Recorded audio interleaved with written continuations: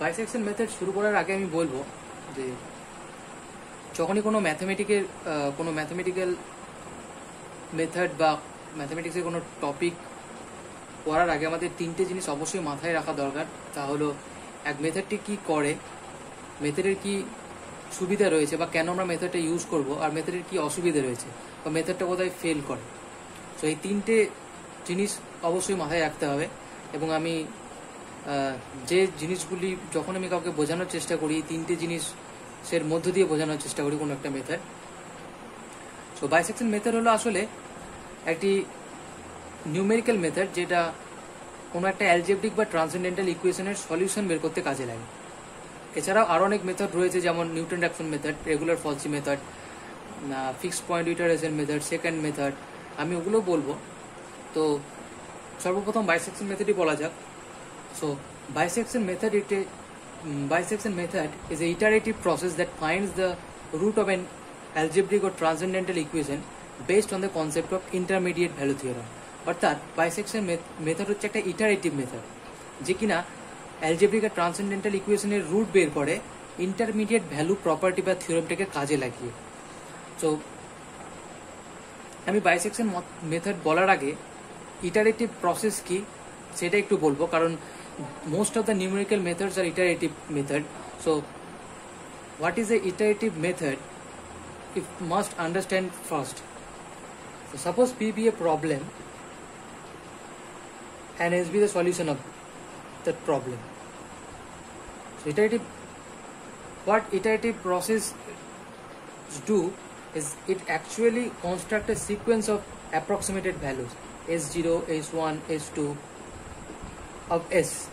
So these all are the approximation of S1. This is the initial approximation, this is the first approximation, this is the second approximation.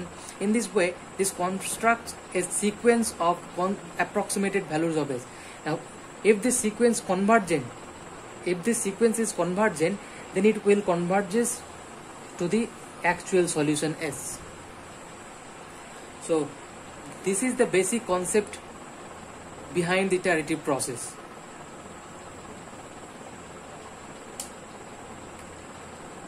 এখন bisection method হলো সেরকম একটা iterative process যে কিনা ওই successive অ্যাপ্রক্সিমেশনগুলি বের করতে intermediate value থিওরেমকে কাজে লাগায়।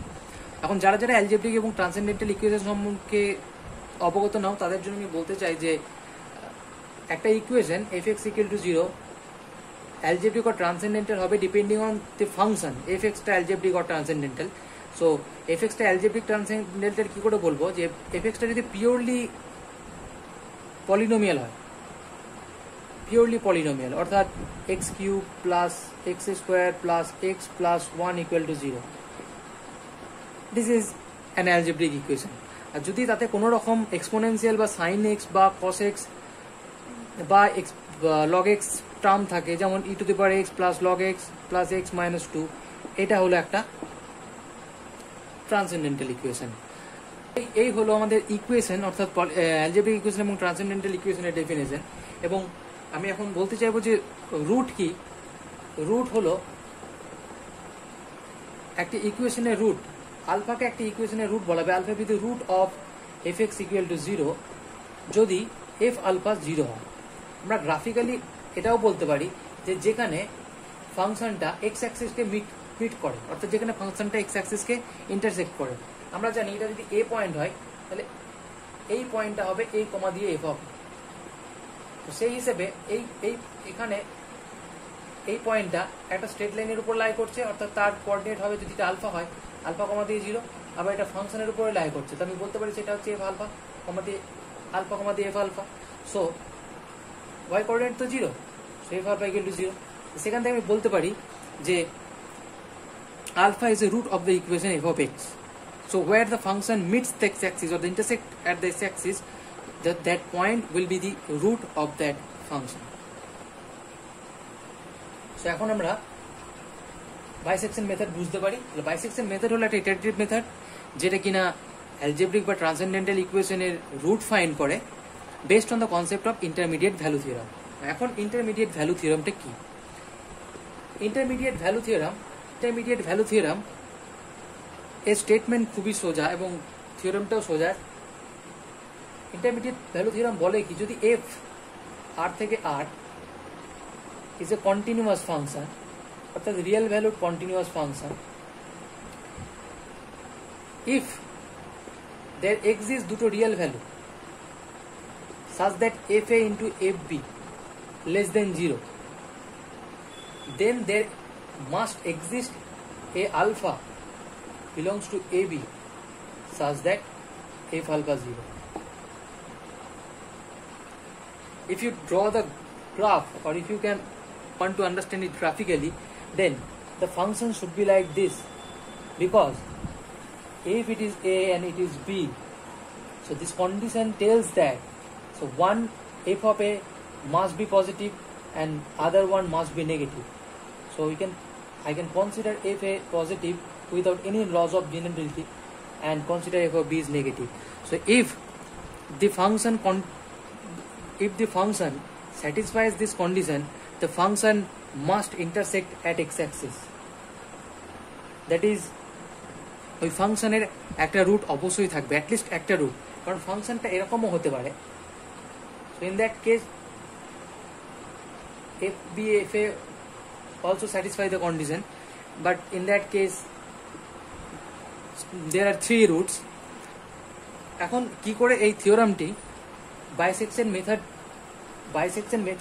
মেথডকে হেল্প করে রুট ফাইন্ড করার জন্য, বা কিভাবে আমি ইটারেটিভলি আমি রুটটা বের করতে পারি।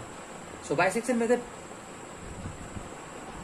মেথডের প্রথম কাজ হচ্ছে, তাহলে প্রথমত এফএক্সটাকে কন্টিনিউয়াস হতে, যে আমরা ইকুয়েশনটা নেবো তার যে ফাংশনটা রয়েছে সেটা কন্টিনিউয়াস হতে, অবশ্যই রিয়েল ভ্যালুড কন্টিনিউয়াস ফাংশন। আর নাম্বার 2, একটা এবি, দেয়ার দুটো পয়েন্ট এবি এক্সিস্ট করতে হবে যাতে করে AB F A into F B less than 0 হয়। So these are the two conditions that must be satisfied by the function, otherwise bisection method cannot find the root. So যদি এইরকম একটা interval বা এরকম দুটি পয়েন্ট আমি পেয়ে যাই, তো সেখান থেকে আমি বাইসেকশন মেথড ইউজ করে অ্যালজেব্রিক বা ট্রান্সেন্ডেন্টাল ইকুয়েশনটার প্রকৃত রুট বের করতে পারবো। কি করে দেখা যাক, আমি বুঝে দিচ্ছি এগুলো।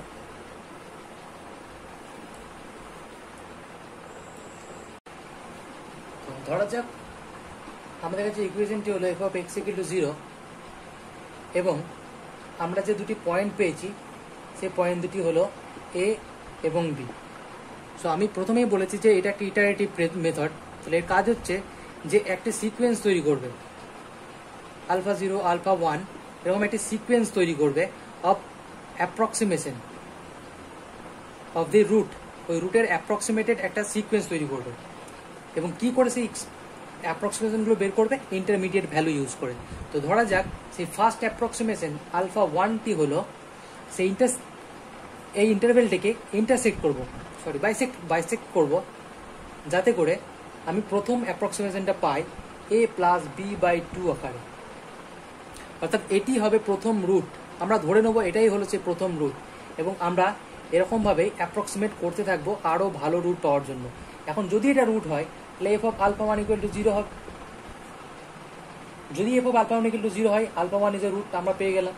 যদি এফ অফ আলফা 1 0 না হয়, তাহলে এটি আমাদের আরও দুটি ইন্টারভেলে ভাগ করবে এই ইন্টারভেলটাকে। অতএব আমরা দুটো ইন্টারভেলে পেয়ে যাব এ কমা দিয়ে আলফা 1 এবং আলফা 1 কমা দিয়ে বি। তো আমরা এখন এই দুটি ইন্টারভেলের ক্ষেত্রে সেকেন্ড স্টেপে আমরা আবার ইন্টারমিডিয়েট ভ্যালু থিওরাম ইউজ করব, সেটা হচ্ছে F of A into F of alpha 1 check করবো লেস দেন 0 হচ্ছে কিনা। যদি 0 হয়ে যায় তাহলে আমরা সেকেন্ড অ্যাপ্রক্সিমেটেড ভ্যালু বের করবো alpha 2 equal to A of alpha 1 by 2 এই আকারে। যদি এটি 0 না হয় তাহলে নিশ্চয়ই রুটটি এই ইন্টারভেলে থাকবে, হয় এই ইন্টারভেলে থাকবে অথবা এই ইন্টারভেলে থাকবে। আর প্রতি ক্ষেত্রে ইন্টারমিডিয়েট ভ্যালু থিওরাম ইউজ করার দরকার নেই। যদি একটার ক্ষেত্রে ইউজ করে এবং সেটা স্যাটিসফাই না হয়, তাহলে অবশ্যই রুটটি অপর একটি ইন্টারভেলে থাকবেই। তাহলে আমরা আইদার করবো কি alpha plus A plus alpha 1 by 2, অথবা করবো alpha 1 plus B by 2, depend করবে। অর্থাৎ আইদার এটাকে ইন্টারসেক্ট করবো অথবা এটাকে ইন্টারসেক্ট করবো। আমরা প্রথমে দেখে নেবো যে কোন ইন্টারভেলের ক্ষেত্রে ইন্টারমিডিয়েট ভ্যালু থিওরামটা অ্যাপ্লিকেবল হচ্ছে।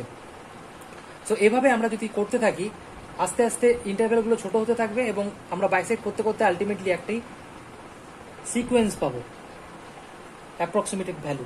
সে এই সিকোয়েন্সটা প্রকৃত ভ্যালু আলফাতে কনভার্জ করবে। যদি সিকোয়েন্সটা কনভার্জ করে তাহলে আমরা ওই ইকুয়েশনটার প্রকৃত রুট পেয়ে যাব। So this is the basics of bisection method, and it uses the intermediate value property to find the root alpha. So in my next video lecture I will show that how this sequence converges to the real solution alpha.